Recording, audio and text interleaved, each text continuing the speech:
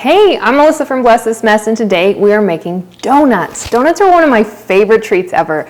Like if you're gonna line treats up, I'm gonna choose a donut and probably a chocolate chip cookie over almost everything else. I love donuts. And making donuts, people think maybe it's hard or it's a lot of work, they're scared of frying, and I'm here, the purpose of this video, because it's not hard, is to simply show you the steps to take some of that fear and the unknown, because I've done it for you and you've seen it and you're like, oh, I can do that too. I promise that you can do this too. Making donuts is kind of like a social thing in our family. I don't do it very often. I'll do it a few times a year, and we normally invite someone over, often my brother, because he just lives across the field from us, and they'll come over and we have donut dough done. He'll man the frying, I'll be dipping them warm. We all kind of stand in the kitchen and nibble on these warm donuts while they're coming out, and the kids add different sprinkles, and it's really a social event, and it's something we really look forward to every year. I often do it in October and have everyone come and pick pumpkins and gourds and make hot chocolate, and we'll fry donuts outside. I will normally do it again in November because my brother, and my son have birthdays just a few days apart, and they're right after Halloween. So it's fun, instead of doing cake when you're kind of sugared out, to add donuts, because they're not sugary. No, they're sugary. These donuts are simple, and you will love how easy they come together. And here's how you do it. You don't have to use a stand mixer. It makes things easier. This is just some warm milk. Make sure it's not hotter than about 105, 110, because you'll kill your yeast. And then we're going to add our sugar and yeast. And this is just one package of yeast, and I use instant. It's easy. And then just stir these together to help the sugar dissolve a little bit. And we're going to let it rest for 5 minutes, and that helps the yeast to activate. Okay, now that it's been 5 minutes for our rest period, we're going to add 2 eggs. And those were beaten, helps them incorporate. And then melted butter. That's kind of the secret of this recipe. The dough will be very tender, a little bit greasy, but when you chill it, it's completely workable. But that melted butter is key to making a really mouth tender, super fluffy donut. We're gonna get it all in there. So we added butter, eggs, and then you can do it while the mixer's on. You don't have to. This is 4 cups of flour and the salt. We're gonna add the whole thing. We just mix it up till it forms a smooth dough.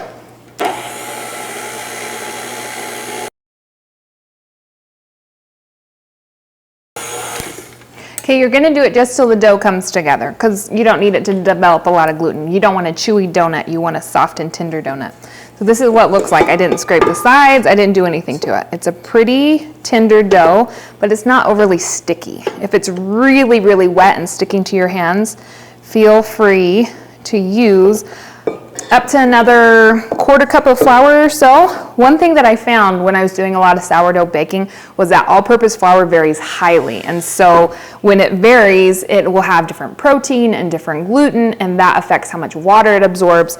So if yours is like unmanageably sticky, add a little bit more. But I think seeing the texture really helps. And it is, but it's not staying on my hand. It is a little bit greasy from the butter. I'm just gonna get a little bit out of the bowl and add to it. So it's just a really pretty dough. Easy to work with, and it will be even easier to work with when the butter has solidified because you refrigerated it. Oops, excuse me. So you get a feel for that. It makes a nice tender dough, but it's not sticking to me. So if yours is sloppy, goopy mess, add a little bit more flour. And you can turn it out and knead it a little bit on your counter if you need. So this bowl, you can grease it if you want to. And we're gonna just slide it in here, cover the whole thing with saran wrap. You want the saran wrap to be nice and tight because it has to rest for a long time. So sometimes I'll put a little water on the rim, or my hands are a little greasy. I'll grease up the rim so that my saran wrap stays nice and tight. And then, so the refrigeration, you can do it as long as 24 hours. Overnight is pretty optimal. The goal is just to have a cold dough. So it could be as few as 90 minutes, 2 hours. It's gonna depend on your fridge. See how we're getting like a nice tight seal on this? You don't want it to be loose and floppy, and you don't want air to get in it, because it does have to rest a long time. So that goes straight in the fridge. No rise time out of the fridge. Stick it in there till it's cold. we're back. Thanks to the magic of TV, we have our raised dough.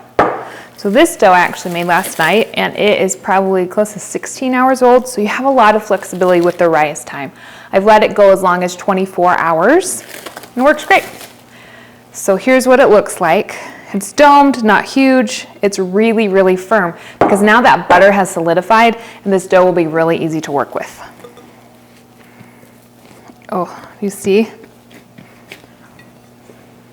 So we're just gonna roll it to about a 1/2 inch thick. You can use a little flour on your work surface if you need to. I should.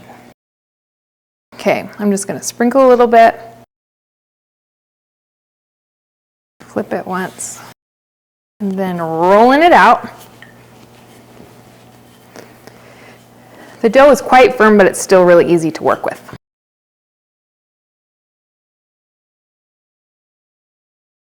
Our goal here is a 1/2 inch thick. You don't want it to be too thin, you don't want it to be too thick, nice middle. When it comes to a donut cutter, we're going for about a 3-inch donut cutter. I couldn't even find mine. I have all kinds of biscuit cutters and round cookie cutters, and they've been misplaced. I have a lot of kitchen helpers. So this is just a wide mouth canning ring. We're gonna use it. And kind of jiggle it to make sure it cut through. See, perfect donut. Then I have this one. Before I had this one, I used to use, you know, those marble tracks. I used to poke it with a marble track. So we have our first donut cut. So just repeat with the remaining dough, and you do roll out your scraps until all the dough is used.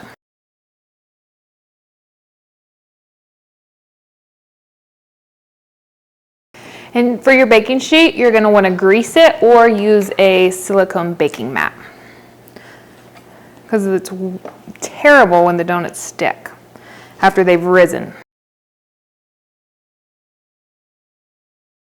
Give them a little room, they don't need to touch. And we love donut holes, so with some of these scraps, I'm just going to cut out a few more holes because they're great for kids. I don't know, I like them. I think that I might like them more than the big donuts.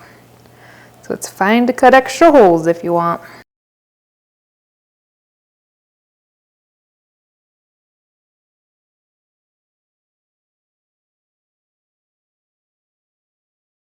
So this is 15 donuts right here. You could probably get another one out of it. Plenty of holes. Sometimes I just press it with my hands at the end. And he's a little bit fat. And if you don't want a traditional glazed donut, you don't have to cut the hole, and you can fry, I'll show you. You can fry it like this. It takes a hair longer to fry, but then you can fill it if you like a jelly-filled or a cream-filled donut. And then this, sometimes you just have ugly blobs left at the end. And I'm going to portion it to about the size of 2 donut holes. And these will be my testers for the oil. They're ugly, but no one cares. Everyone still eats them. So just little testers. Okay, so now these are ready. We're going to cover them and set them in a warm place to rise. It takes about an hour. They'll start to look puffy. And the rising process just takes a little bit of time, and then we'll be ready to fry them. And while they are resting, you can make your icings. Okay, well, we're waiting for that dough to rise. The donuts are cut out. We're going to make our glaze. I feel like glaze is like one of the most important parts of the donut. A really good donut's good, but I feel like this is obviously the icing on the cake.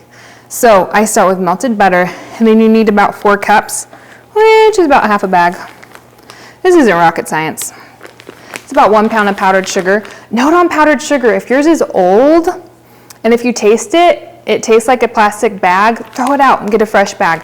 I have found that powdered sugar gets stale pretty easily, and I'm not one to keep it. That's only a couple bucks, and I'll throw it out and get a new one because that taste will be reflected in your donuts, and it's not good.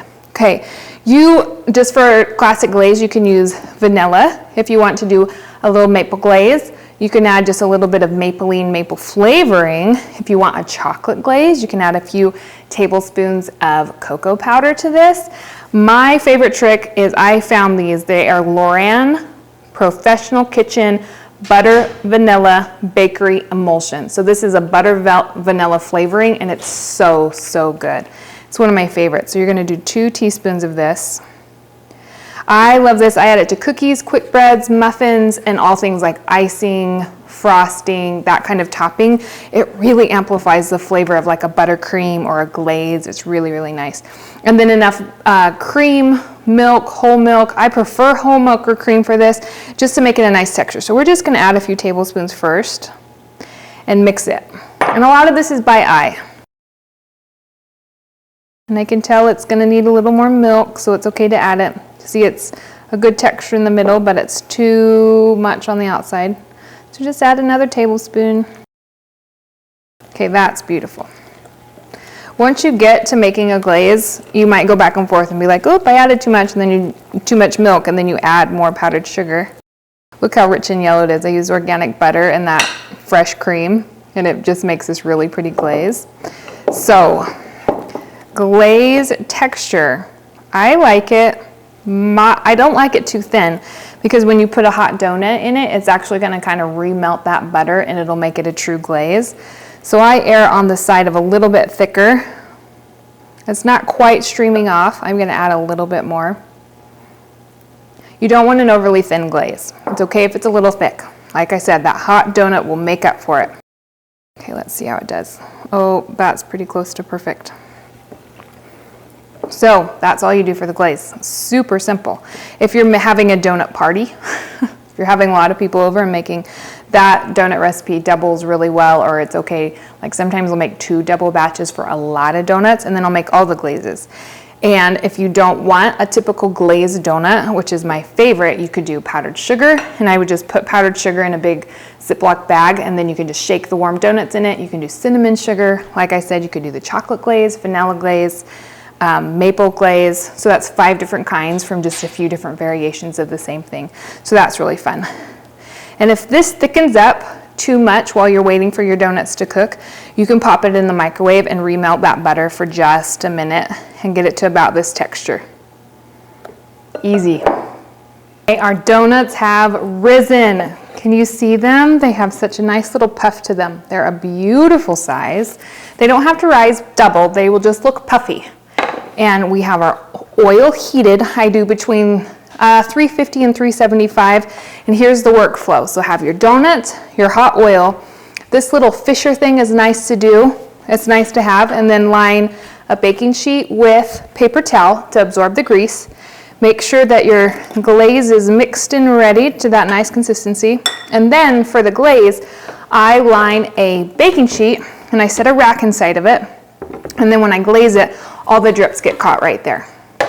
So I have the 2 ugly donuts. Do you see this guy? He's pretty ugly. We're just gonna test our oil temperature. Yeah, it's not hot enough. We're gonna wait, because it is not sizzling. It should sizzle right away. Okay, we talked about our setup. You don't need a lot of fancy things, but a thermometer will save you. I think that it's probably the most important part. And use a pan with a heavy bottom. It helps it to control the temperature well. A Dutch oven or something like that works well. Okay. Still not too hot, but much better. So put the corner of the donut in and then let go so that it doesn't splash.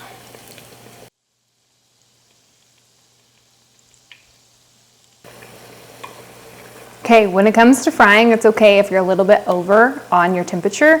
So maybe shoot, because you can fry them between 350 and 375. So if you're anxious, start at like 365 or right at 375. Because when you put cold donuts or room temperature donuts into the hot oil, it will drop the temperature a little bit and it'll be right. And then if you have it on medium high heat, then you can turn it down between medium and medium high. You'll just want to play with it a little bit. You'll see it adjust. But when they're golden brown, you just remove them from the hot oil. So I just drop them in. I like glaze on both sides. So I flip them, then I let them drain just a bit, and then I put them on my pan. And they are beautiful. And if you're gonna add sprinkles or anything, you do it pretty quickly because when the glaze sets, they don't stay on very well. And my temperature came down quite a bit, so I'm gonna let it reheat just a minute. That's the perk of having a thermometer, you know what it's doing. Okay, and these were my ugly testers, and I like to crack them open. Yeah, they're nice. If your temperature's too hot, it's gonna cook the outside really fast, but leave the inside gummy. And if it's too low, it'll take a long time to cook and absorb too much grease, and it makes the texture kind of funny on the inside. And the flavor's a little bit off because it'll be more oily than you planned on. We're gonna try this one. So good.